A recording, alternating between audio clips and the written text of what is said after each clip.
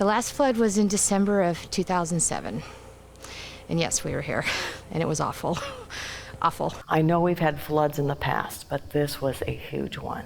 If anybody had told me that tomorrow morning you're going to have 9 feet of water here, I'd have asked them what they were smoking.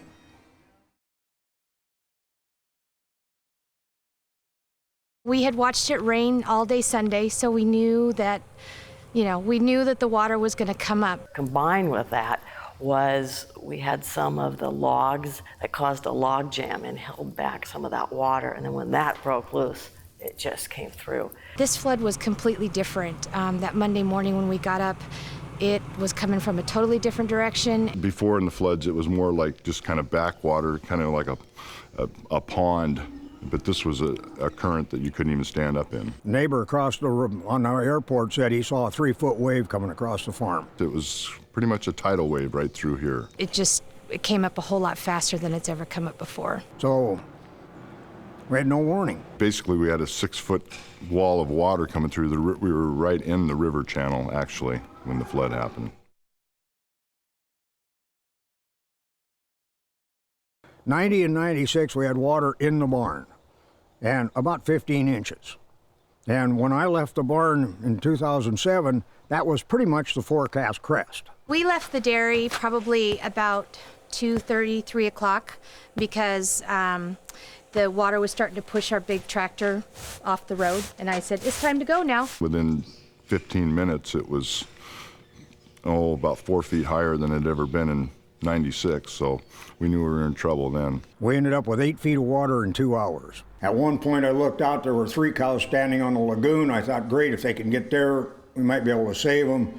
The next thing I looked out and they were gone. Before it got dark, we could actually see cows that were in the river current floating away. Totally wiped out. Everything, lost 120 head from newborn calves on up. We lost 272 cows and we had 14 cows survive. On the 3rd of December, I started with 60 cows, and on the 4th of December, I had none.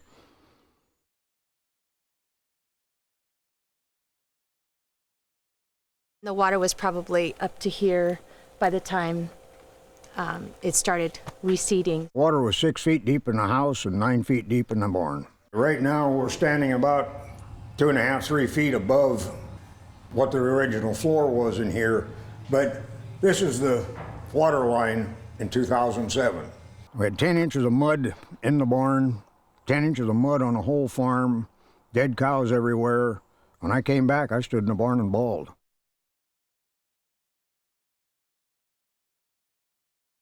Through a lot of help from the Washington State Dairy Federation and other groups and organizations, there was a cattle donation program that was put on, and we were able to clean everything up and get new cows in and start all over again, basically. Material, money, cows were donated. Everything we started with here was donated to us. The Bethel Church and the Seventh-day Adventists, they helped us shovel those beds out. There was 52 people here one day shoveling. People just started showing up. It was totally amazing. Dairy farmers, neighbors, friends, everybody, just all of a sudden they were here to help start cleaning out. Through help of many agencies, we've got a critter pad, which is an escape pad for the cows to get up on if we ever have that type of an event again. At least we can run the cows up onto the critter pad and they'll be safe up there. Hopefully, because that's 2 feet above the high water mark in 2007. For us that have lived out here and have watched nothing happen since '07, it's really frustrating because we can do everything we can to prepare for a flood, just have everything in place. But if nothing else has been done on the big picture, I mean, that doesn't really do us any good. So I just want to see some action taken, some serious action. I believe we need a dam at the upper end of the Chehalis River to help us control the high water situations. It won't stop the flooding, but it'll slow it down a lot. It could hold back the water, of course, and also it probably could provide better fish habitat.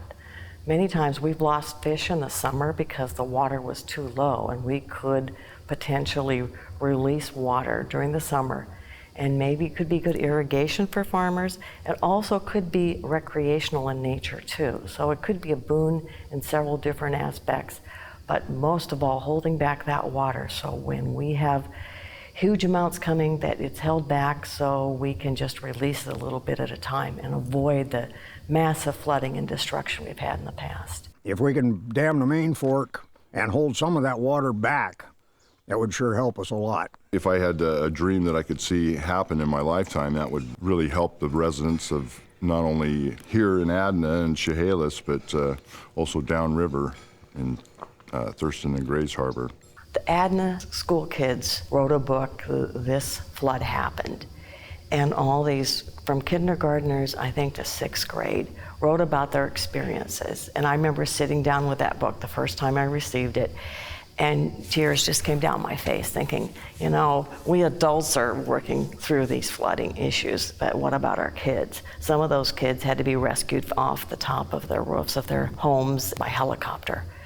So I know they were very much affected, and if we can do them, the biggest favor is to solve this flooding issue and make sure it doesn't happen again.